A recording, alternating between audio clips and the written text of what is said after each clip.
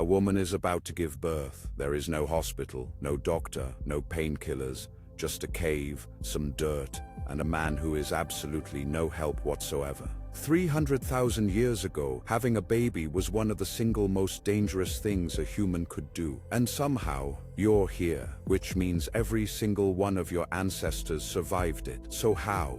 Let's talk about what it was actually like to have a kid in the Stone Age. And fair warning, you're gonna want to text your mom and apologize after this one. It starts with a pregnancy, and here's the first brutal fact. Pregnant women didn't get 9 months off to rest and eat pickles. They worked, gathering, walking miles, hauling food, right up until the baby showed up. And when the baby decided it was time, it did not care where she was standing. Usually, she wasn't totally alone. Other women in the group would gather around to help, the original delivery room. Except the walls were rock and the lighting was one nervous guy holding a torch. But childbirth out in the open came with a problem that modern hospitals don't exactly have to worry about, because all that noise, all that commotion, was ringing a dinner bell for anything with teeth nearby. So while the women handled the birth, someone stood watch. Predators knew a vulnerable group when they heard one. A newborn's first cry was a beautiful moment and a genuine security risk. And then the baby arrives. Congratulations, you now have a tiny, screaming, completely useless human who cannot walk, cannot talk, and will actively try to die for the next several years. Here's something wild. A baby deer can walk within hours of being born. A human baby, it can't even hold up its own head. We are born shockingly, embarrassingly helpless, and there's a fascinating reason why.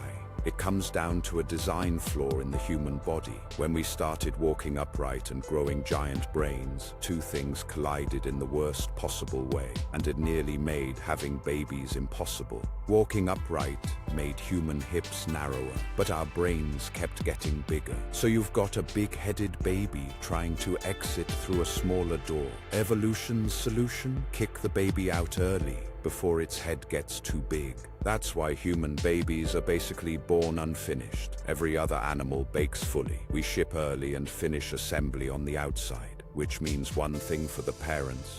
Years of round-the-clock care for a creature that contributes nothing but noise and mess. Sound familiar? Congratulations! Nothing has changed in 300,000 years. So how'd they manage it? Teamwork, mostly. Mothers carried babies everywhere, wrapped in hide, strapped to the body, freeing up hands to work. The original baby carrier, invented tens of thousands of years before Target sold you one for $60. And crucially, Mom wasn't alone. Grandmothers, aunts, older siblings, other mothers, everyone pitched in. Scientists actually have a name for this.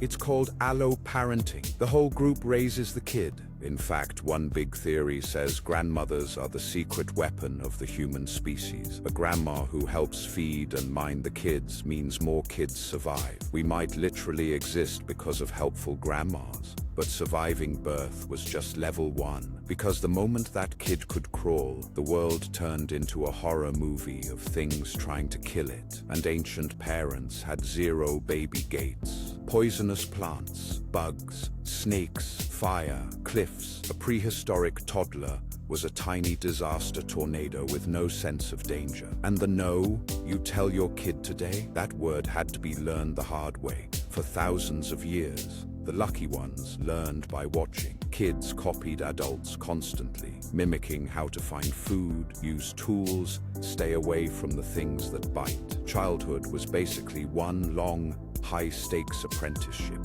But it wasn't all danger. Kids still did the most human thing of all. They played, chasing, wrestling, make-believe. Except their pretend hunting games were secretly training for real hunting later. Sneaky. Evolution, very sneaky, and kids grew up fast. By the age you were learning multiplication tables, an ancient kid might already be helping gather food, mind younger siblings, and contribute to keeping everyone alive.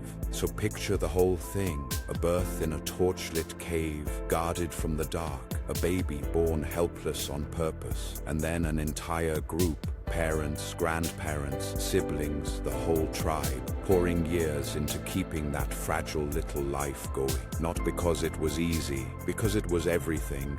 Having a kid in the Stone Age was dangerous, exhausting, and terrifying, and they did it anyway, over and over, for 300,000 years. Every single link in a chain that leads directly to you. Giving birth 300,000 years ago meant no doctors, no painkillers, just a cave and the other women of the group. And all that noise? It rang a dinner bell for every predator nearby. So while the women handled the birth, someone had to stand guard at the entrance. A newborn's first cry was beautiful, and a serious security